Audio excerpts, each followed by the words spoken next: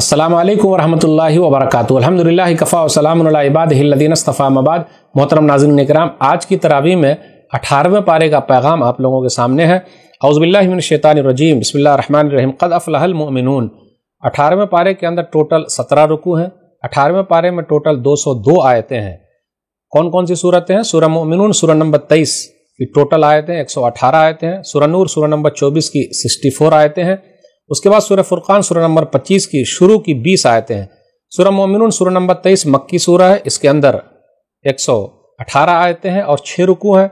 सूरह नूर सूरह नंबर 24 मदनी सूरह है, इसके अंदर 64 आयतें हैं और 9 रुकू हैं। सूरह फुरकान सूरह नंबर 25 मक्की सूरह है, इसके अंदर टोटल आयतें 77 है और 6 रुकू हैं। लेकिन 18वें पारे के अंदर सूरह फुरकान सूरह नंबर 25 की 20 आयतें हैं। तो आइए सबसे पहले लेते हैं सूरह मुअमिनून सूरह नंबर 23। ये मक्की सूरह है, इसके अंदर 118 आयतें हैं और 6 रुकू हैं।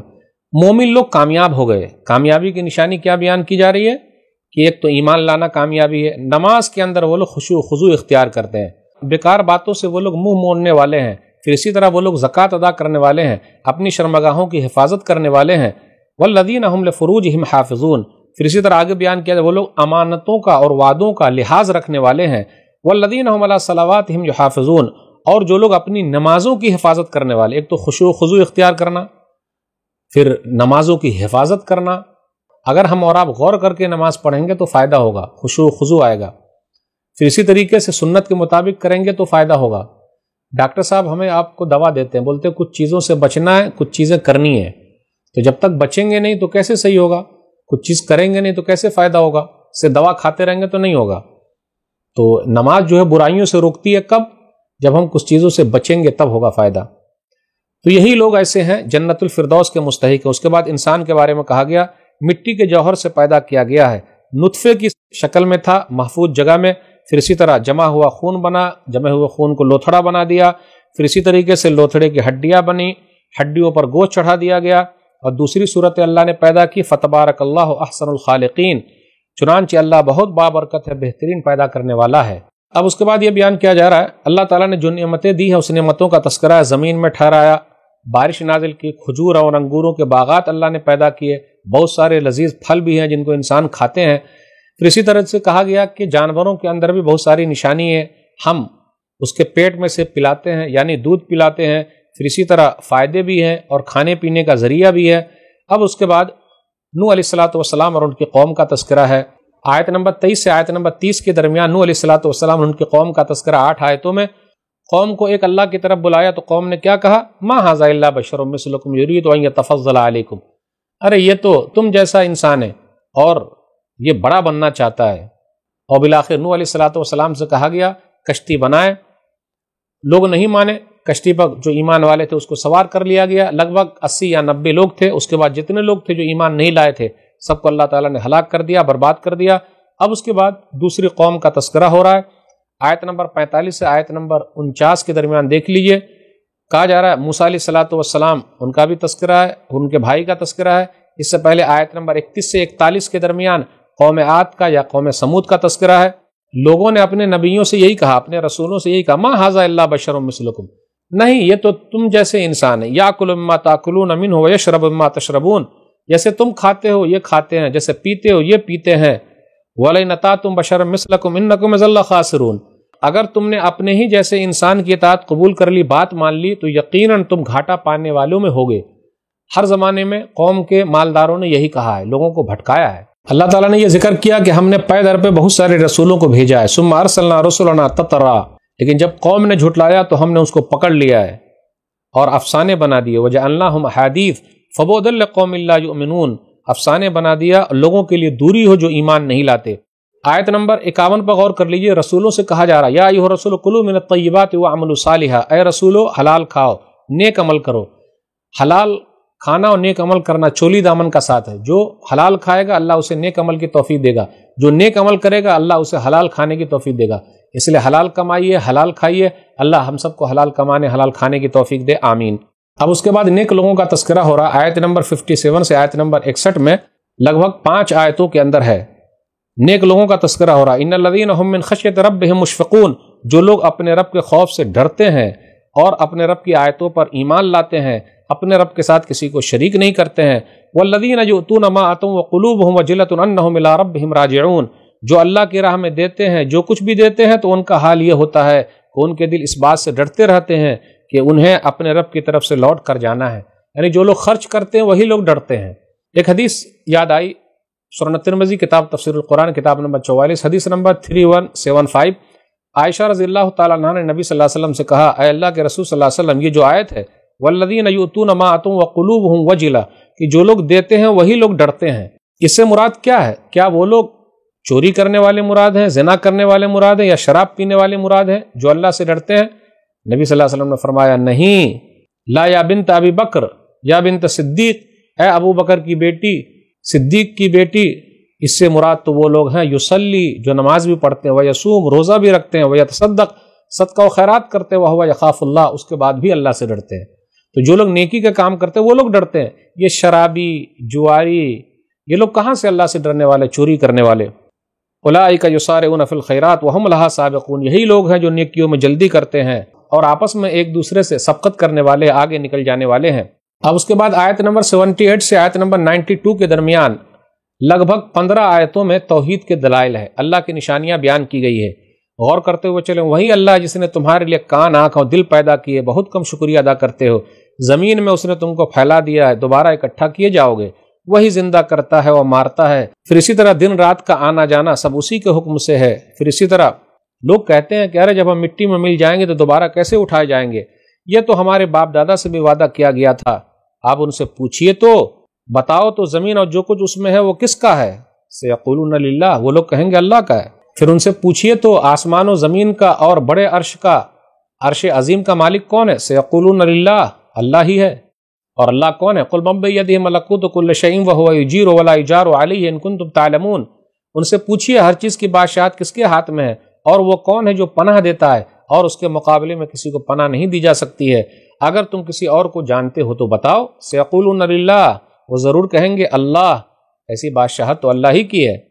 آیت نمبر 99 اور 100 پر غور کیجیے، حتی اذا جاء احدهم الموت قال رب ارجعون لعلی اعمل صالحا فيما تركت كلا انها كلمة هو قائلها ومن ورائهم برزخ الى يوم يبعثون، جب ان کی موت کا وقت قریب آتا ہے تو کہتے ہیں اے میرے رب مجھے دنیا میں واپس بھیج دے تاکہ اب میں اس دنیا میں جاؤں جسے چھوڑ آیا ہوں، نیک عمل کروں۔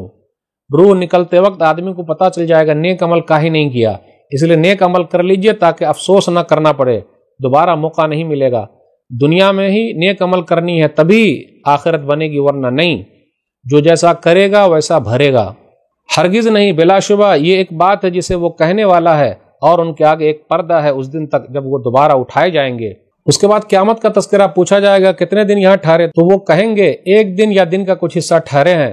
آخر میں دعا ہے، لیکن اس سے پہلے یہ کہا گیا فحسبتم انما خلقناکم عبثا وانکم الینا لا ترجعون، کیا تم نے گمان کر لیا تھا کہ ہم نے تم کو بے فائدہ فضول ہی میں پیدا کیا ہے؟ تم سب کو ہماری طرف لوٹ کر آنا ہے۔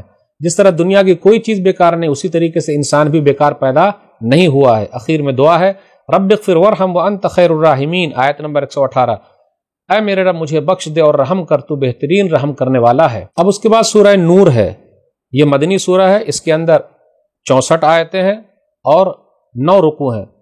سورہ نور مدنی سورہ ہے۔ آپ غور کر لیجئے، 3 سورتیں ایسی ہیں جس میں عورتوں کے مسائل زیادہ بیان کیے گئے۔ سورہ نساء سورہ نمبر 4 کے بعد 24، سورہ نور سورہ نمبر 24، عورتوں کے مسائل زیادہ بیان کیے گئے۔ سورہ احزاب سورہ نمبر 33، اس کے اندر بھی عورتوں کے مسائل زیادہ بیان کیے گئے۔ کہا جاتا ہے کہ سلف صالحین اپنی بیٹیوں کو شادی کے وقت جب رخصتی کرتے تو اس سے پہلے یہ تینوں صورتیں اچھی طریقے سے پڑھا کر سمجھا کر بھیجتے تھے۔ ہم اور آپ بھی ایسا کریں، عورتوں کے مسائل اس کے اندر بیان کیے گئے ہیں۔ اب آئیے بسم اللہ الرحمن الرحیم، سورۃ انزلناها وفرضناها وانزلنا فیها آیات بینات لعلکم تذکرون، یہ ایک سورت ہے جسے ہم نے نازل کیا ہے اور اسے ہم نے فرض کیا ہے اور اس میں واضح آیتیں نازل کی ہے تاکہ تم نصیحت حاصل کرو۔ اب آگے یہ بیان کیا جا رہا کہ زنا کرنے والے وہ مرد، زنا کرنے والی عورت، لیکن شادی نہیں ہوئی ہے تو کیا کرنا؟ فجلدوا کل واحد منہما 100 جلدہ، 100 کوڑے لگانا ہے۔ اور اس کے بعد یہ کہا جا رہا کہ کسی طریقے سے کسی کے ساتھ نرمی نہیں ہونی چاہیے۔ اب آپ ہی بتائیے اگر اتنی سزا سخت رہے تو کیسا رہے گا؟ لیکن اگر شادی شدہ نے ایسا کیا ہے تو سنسار کر دیا جائے۔ دنیا کے اندر یہ قانون لاگو ہو جائے کہ جس شادی شدہ نے زنا کیا، بلاత్కాر کیا، غلط کام کیا، ریپ کیا، بس اس کو پتھر مار مار کے ہلاک کر دیا جائے تو خود بخود سوسائٹی سدھر جائے گی، لوگ ڈر جائیں گے، کاش کہ ایسا ہوتا۔ اب آگے بیان کیا جا رہا ہے جو لوگ پاک دامن عورتوں پر تہمت لگاتے ہیں، حد قذف یعنی تہمت لگانے کا حد کیا، پاک دامن عورتوں پر تہمت لگاتے ہیں تو 80 کوڑے ان کو مارے جائیں گے، اس کی گواہی قبول نہیں ہوگی، اللہ کے توبہ استغفار کر لے تو چلے گا۔ دیکھا آپ نے، اس لیے کسی پر تہمت نہیں لگانا، فلانی ایسی فلانا ایسا۔ گھروں کے اندر بہت چلتا، ساس بہو پر لگا رہی ہے، بہو ساس پر لگا رہی ہے، ادھر نند بھوجائی پر لگا رہی ہے، بھوجائی نند پر لگا رہی ہے، پڑوسی پڑوسوں پر لگا رہی ہے، فلانی کا فلانے کے ساتھ چکر ہے، 4 گواہ ہے کیا؟ 4 گواہ ہونا ضروری ہے، وہ بھی آنکھ سے دیکھے وہ کام کرتے ہوئے تو شہادت قبول ہوگی، ورنہ نہیں۔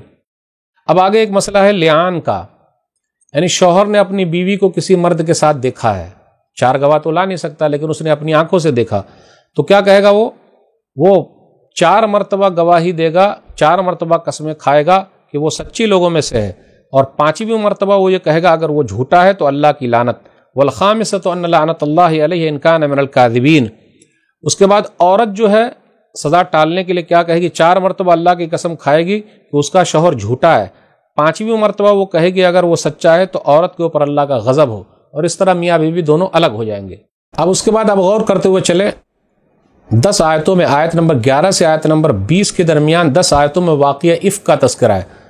صدیقہ بنت صدیق، صادق و مصدوق کی بیوی صدیقہ بنت صدیق عائشہ رضی اللہ تعالی عنہا کے بارے میں ہے۔ منافقین نے الزام لگایا غزوہ مریسی میں پیچھے رہ گئی تھی کیونکہ ہار گم ہو گیا تھا، تو ایک صحابی تھے صفوان بن معطل، وہ اخیر میں آتے تھے، تو انہوں نے دیکھا ام المومنین عائشہ رضی اللہ تعالی عنہا یہاں ہے، تو اپنی اونٹنی پر بیٹھا کے لیے آئے۔ مدینہ کے قریب کا یہ واقعہ ہے۔ منافقوں نے دیکھا ارے یہ کیا، الزام لگا دیا نعوذ باللہ، تو نبی صلی اللہ علیہ وسلم کو بھی، نبی صلی اللہ علیہ وسلم کے گھر والوں کے بارے میں بھی منافقوں نے نہیں چھوڑا۔ نبی صلی اللہ علیہ وسلم پریشان رہے، اگر غیب کا علم ہوتا تو پریشان کاہے کو رہتے۔ بالآخر نبی صلی اللہ علیہ وسلم کو بتایا گیا، یہ 10 آیتیں اتری عائشہ رضی اللہ تعالی عنہا کے بارے میں، اور قیامت کی صبح تک پڑھی جاتی رہے گی کہ یہ صادقہ ہیں، سچی ہیں، جن لوگوں نے الزام لگایا تھا وہ لوگ جھوٹے ہیں۔ ان الذین یحبون ان تشیع الفاحشۃ فی الذین آمنوا لهم عذاب علیم فی الدنیا والآخرہ واللہ یعلم وانتم لا تعلمون۔ جو لوگ ایمان والوں میں فحاشی پھیلانا چاہتے ہیں، گندگی پھیلانا چاہتے ہیں، ان کے لیے دنیا اور آخرت میں دردناک عذاب ہے، اور اللہ جانتا ہے جبکہ تم نہیں جانتے ہو۔ اب اس کے بعد آگے یہ بیان کیا جا رہا ہے، آیت نمبر 22 میں غور کیجئے، وَلَا يَأْتَلِ أُولُو الْفَضْلِ مِنْكُمْ وَالسَّعَةِ أَنْ يُؤْتُوا أُولِي الْقُرْبَى وَالْمَسَاكِينَ وَالْمُهَاجِرِينَ فِي سَبِيلِ اللَّهِ وَلْيَعْفُوا وَلْيَصْفَحُوا وَلَا تُحِبُّونَ أَن يَغْفِرَ اللَّهُ لَكُمْ وَاللَّهُ غَفُورٌ رَحِيمٌ۔ کہ مالداروں نے اس بات کی قسم کھا لی ہے کہ وہ رشتہ داروں، مسکینوں اور اللہ کی راہ میں ہجرت کرنے والوں کو نہیں دیں گے، انہیں چاہیے کہ معاف کر دے، درگزر کر دے۔ یہ آیت ابو بکر صدیق رضی اللہ تعالیٰ عنہ کے بارے میں اتری، انہوں نے قسم کھا لی تھی کیونکہ 3 لوگ ایسے بھی تھے جو اس میں شامل ہو گئے مسلمانوں میں سے، اور ابو بکر صدیق رضی اللہ تعالیٰ عنہ کیا کرتے تھے، ان میں سے کچھ لوگوں پر مال خرچ کرتے تھے، تو دیکھا آپ نے جس تھالی میں کھائے اسی میں چھید، تو انہوں نے قسم کھا لی اور کہا کہ نہ اب ہم مال نہیں دیں گے، تو اللہ نے کہا کہ نہیں، اللہ والوں کے لیے کیا ہے، اگر کوئی ان پر الزام لگا لیکن وہ معاف کر دیتے ہیں، اس لیے ہم اور آپ بھی معاف کریں۔ اگر آپ کی بیٹی پر کوئی الزام لگائے تو کیا معاف کریں گے؟ جی نہیں، لیکن اللہ والے معاف کر دیتے ہیں۔ آیت نمبر 24 پر غور کیجئے، یوم تشہد علیہم السنتہم وایدیہم وارجلہم بما کانوا یعملون۔ اس دن کو یاد رکھیں جس دن ان کی زبانیں، ان کے ہاتھ اور ان کے پاؤں ان کے خلاف ان کے کاموں کی گواہی دیں گے جو کیا کرتے تھے۔ اب غور کر لیجئے، زبان، ہاتھ، پاؤں، ہاتھ سے کمپیوٹر پر ہم اور آپ رات میں کیا کرتے، ادھر ادھر چلاتے، ہر چیز گواہی دے گی۔ یاد رکھیے گا یہ سب CCTV کیمرہ ہے، اللہ سب اگلوا لیں گے، ان سے پوچھ لیں گے، تو یہ ہمارے اپنے نہیں ہیں بلکہ یہ سب سپنے ہیں، اور ہمارے خلاف یہ لوگ گواہی دینے والے ہیں، اس لیے تیاری کر لیجئے۔ اب آگے بیان کیا جا رہا ہے، الخبیثات للخبیثین والخبیثون للخبیثات۔ خبیث عورتیں خبیث مردوں کے لیے اور خبیث مرد خبیث عورتوں کے لیے ہے، یعنی ناپاک مرد عورت ایک دوسرے کے لیے۔ اس کے بعد آگے الطیبات للطیبین والطیبون للطیبات، اور پاک عورتیں پاک مردوں کے لیے اور پاک مرد پاک عورتوں کے لیے۔ اب آگے بیان کیا جا رہا ہے، جب تم کسی کے گھر میں جاؤ تو سلام کرتے ہوئے داخل ہو۔ پھر اس کے بعد یہ بیان کیا جا رہا ہے، مومنوں سے کہا جا رہا قل للمؤمنین یغضوا من ابصارہم ویحفظوا فروجہم۔ مومنوں سے کہیے کہ نگاہیں نیچی رکھیں، شرمگاہوں کی حفاظت کریں۔ آیت نمبر 30۔ تو نگاہوں کا پردہ پہلے مردوں کو کرنا ہے۔ اب اس کا مطلب یہ نہیں کہ وہ برقع لگا کے گھومتے رہیں، جی نہیں، نگاہوں کا پردہ سب سے اہم چیز ہے، کیونکہ یہی تو شیطان کا زہریلا تیر ہے۔ آیت نمبر 31 میں کہا گیا وَقُلِ الْمُؤْمِنَاتِ يَغْضُضْنَ مِنْ أَبْصَارِهِنَّ وَيَحْفَظْنَ فُرُوجَهُنَّ، مومنہ عورتوں سے کہہ دیجئے نگاہیں نیچی رکھے، اپنی شرمگاہوں کی حفاظت کرے۔ آیت نمبر 31 میں غور کرتے ہوئے چلیے، لگ بھگ 12 لوگوں کا ذکر ہے کہ اگر اس سے پردہ نہ ہو تو چل سکتا ہے، یعنی وہاں چھوٹ دی گئی ہے۔ کون ہے وہ؟ ذرا غور کرتے ہوئے چلیں۔ اپنی زینت ظاہر نہ کریں، لگ بھگ 12 لوگوں کا ذکر ہے، مگر اپنے شوہروں پر یا اپنے باپ دادا پر یا اپنے شوہروں کے باپ دادا پر یا اپنے بیٹوں پر یا اپنے شوہروں کے بیٹوں پر یا اپنے بھائیوں پر یا اپنے بھتیجوں پر یا اپنے بھانجوں پر یا اپنی عورتوں پر یا ان لونڈیوں پر جن کے مالک ہوئے ہیں ان کے دائیں ہاتھ، یا ایسے خادم مردوں پر جو عورتوں کی رغبت نہیں رکھتے، یا ایسے بچے جو ابھی عورتوں کی چھپی باتوں سے واقف نہیں ہیں۔ یہ 12 لوگوں کا ذکر ہے۔ یہ وہ لوگ ہیں جو عورت کے محرم رشتہ دار ہیں، یعنی اس کے سامنے اگر زیب و زینت ظاہر بھی ہو گیا تو کوئی حرج کی بات نہیں ہے۔ تو یہاں دیکھیے سسر کا بھی تذکرہ ہے، لیکن آج کل کیا ہوتا، سسر سے پردہ، دیور سے پردہ ہی نہیں، الٹا ہو گیا ہے، جبکہ دیور موت ہے، لیکن اگر سسر جی بری نیت والے ہو تو اس سے بچنا بہت ضروری ہے۔ اب آگے خواتین سے کہا جاتا وَلَا يَضْرِبْنَ بِأَرْجُلِهِنَّ لِيُعْلَمَ مَا يُخْفِينَ مِنْ زِينَتِهِنَّ، کہ عورتیں اپنے پاؤں زمین پر مارتی ہوئی نہ چلیں۔ اس سے یہ پتہ چلا جو ہل والی چپل پہنتی ہے نا، ٹک ٹک ٹک کی آواز آتی ہے، وہ غلط ہے، کیونکہ پاؤں سے تو آواز آنی ہی نہیں چاہیے۔ پھر آگے کہا جا رہا وَتُوبُوا إِلَى اللَّهِ جَمِيعًا أَيُّهَا الْمُؤْمِنُونَ لَعَلَّكُمْ تُفْلِحُونَ، اے مومنو تم سب مل کر اللہ کے دربار میں توبہ کرو تاکہ تم کامیاب ہو جاؤ۔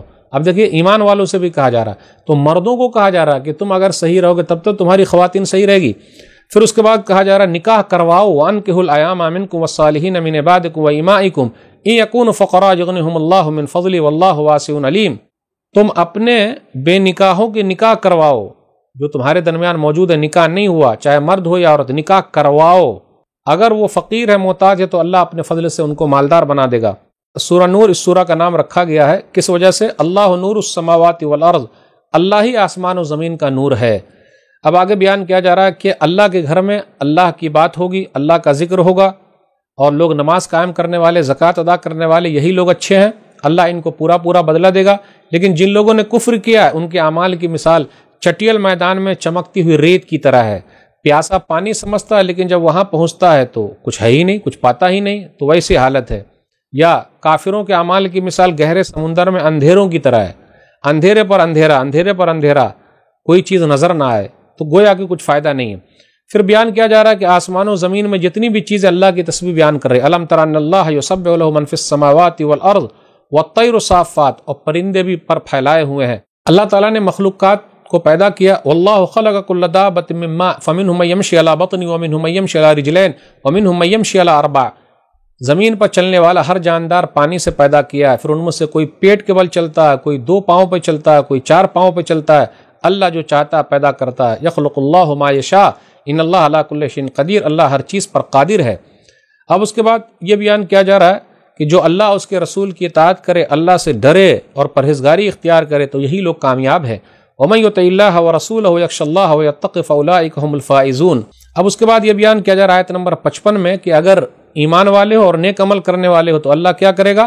وعد اللہ الذین آمنوا منکم وعملوا الصالحات لَيَسْتَخْلِفَنَّهُمْ فِي الْأَرْضِ كما استخلف الذين من قبلهم وليمكنن لهم دينهم الذي ارتضى لهم وليبدلنهم من بعد خوفهم امنا يعبدونني لا يشركون بي شيئا ومن كفر بعد ذلك فاولئك هم الفاسقون۔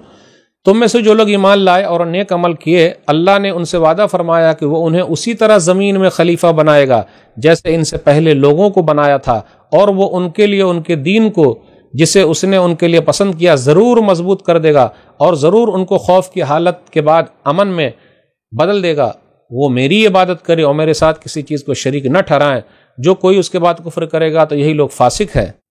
اب آگے یہ بیان کیا جا رہا ہے کہ اجازت لینا ہے 3 مرتبہ، ایک تو فجر کی نماز سے پہلے، پھر اسی طرح ظہر کے وقت یعنی قیلولہ کے وقت، اور عشاء کی نماز کے بعد۔ جب گھر کے اندر جانا ہے تو اجازت لے کے جانی چاہیے۔ بچوں کو یہ سب سکھانا ضروری ہے کہ بھائی ٹھک ٹھکاؤ دروازہ تب اندر داخل ہو۔ اب اس کے بعد یہ بیان کیا جا رہا ہے کہ تم اپنے گھر پہ کھاؤ، اپنے رشتہ داروں کے گھروں پہ کھاؤ تو کوئی حرج کی بات نہیں، گھر کے اندر جب بھی جاؤ تو سلام کرو، فَإِذَا دَخَلْتُمْ بُيُوتًا فَسَلِّمُوا عَلَىٰ أَنفُسِكُمْ تَحِيَّةً مِّنْ عِندِ اللَّهِ مُبَارَكَةً طَيِّبَةً، چاہے کوئی رہے یا نہ رہے لیکن تم خود ہی سلام کر لیا کرو، یہ زیادہ بہتر ہے۔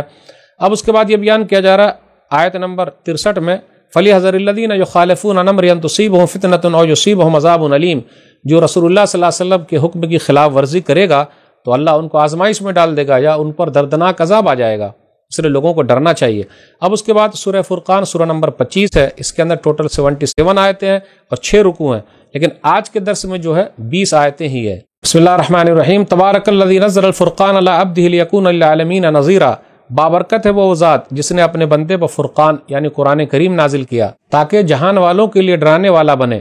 اللہ ہی کے لیے آسمان و زمین کی بادشاہت ہے، اس کے لیے کوئی اولاد نہیں ہے، وَلَمْ يَكُنْ لَهُ شَرِيكٌ فِي الْمُلْكِ، اور اس کی ملکیت میں بھی کوئی شریک نہیں ہے، بادشاہت میں کوئی شریک نہیں ہے۔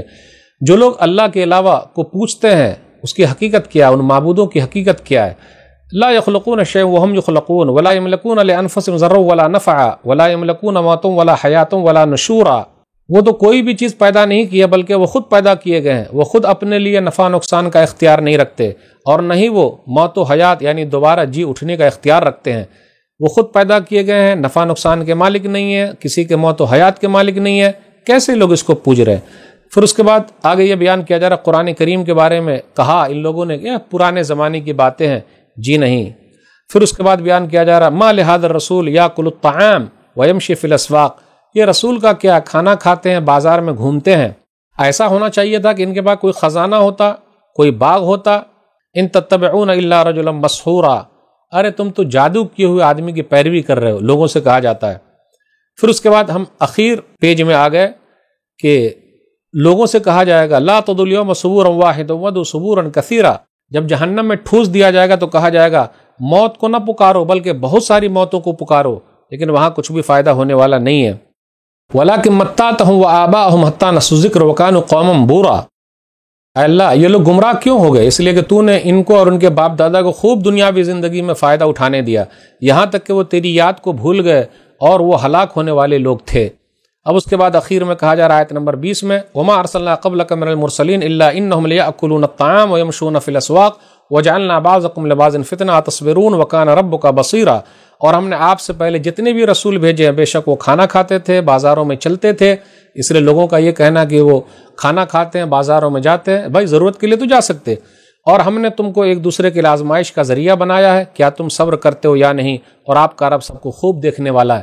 تو ناظرین اکرام 18ویں پارے کے اندر یہ چند پیغامات تھے۔ اللہ سے دعا ہے کہ اللہ تعالی ہم لوگوں کو قرآن کریم کو پڑھنے، سمجھنے، عمل کرنے اور لوگوں تک پہنچانے کی توفیق دے، آمین۔ والسلام علیکم ورحمۃ اللہ وبرکاتہ۔ البر کی ساری ایکٹیویٹیز آپ لوگوں ہی کے تعاون سے چلتی آ رہی ہے۔ اس لاک ڈاؤن میں ہم آپ کے پاس تو نہیں پہنچ سکتے، لیکن آپ اپنی زکوٰۃ و صدقات ہم تک آن لائن پہنچا سکتے ہیں۔ سپورٹ البر۔